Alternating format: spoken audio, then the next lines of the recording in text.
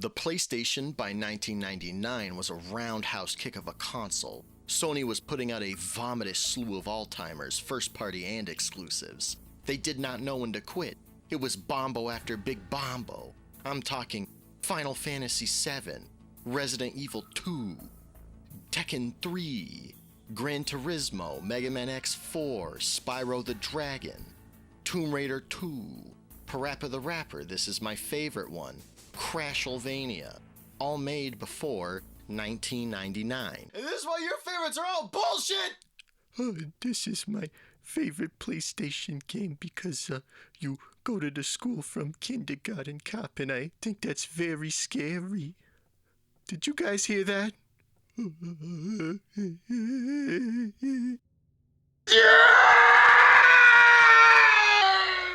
Now this is what I play on the PlayStation.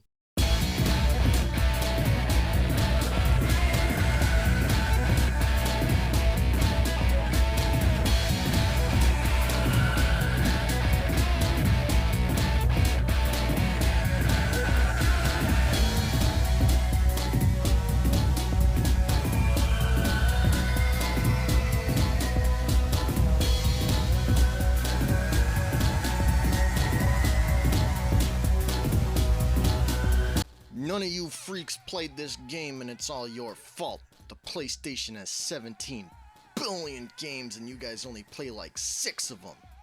Look at this. Look at this gameplay, it's smooth like a coffee shit. I remember when I first got this game myself at a local convention.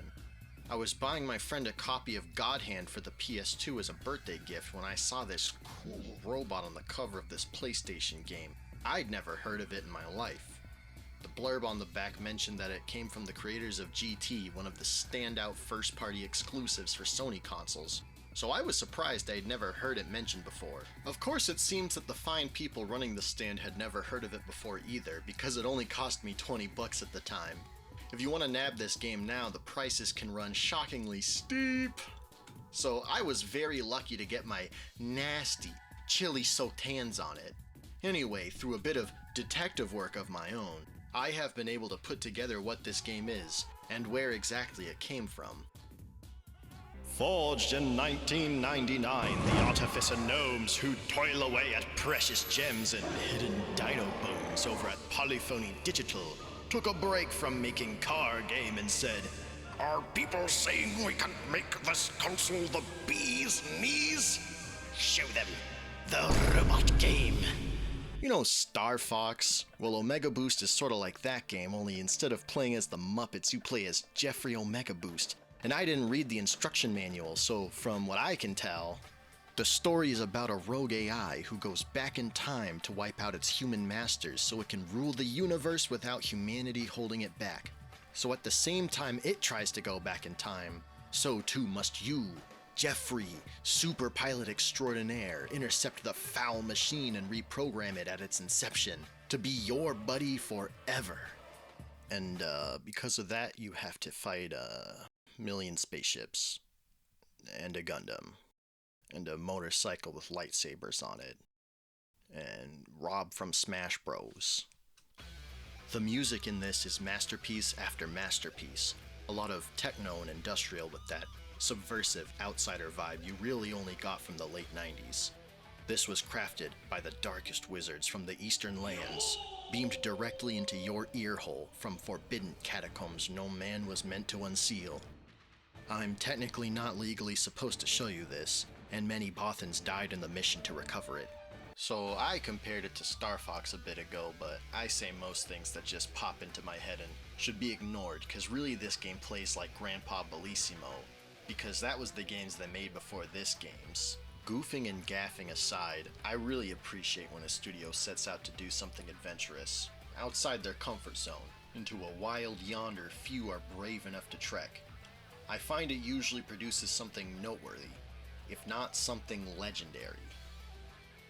Now, if you've been watching this video the whole time and thought, "Wow, I wish I was cool enough to play Omega Boost," I have great news for you. You aren't, jackass! No one is! This game never came to the PSN as far as I know and was only ever released for the original PlayStation.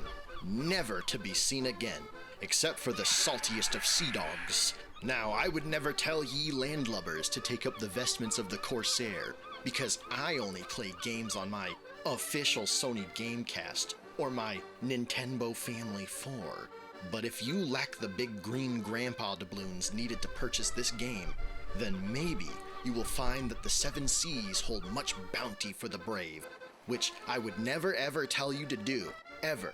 For its amazing controls, hugely impressive visuals for its time, and for its Iron Chef level confection of a soundtrack, I give Omega Boost 8 accordion sea shanties out of 10, and I implore the world to play it if you can.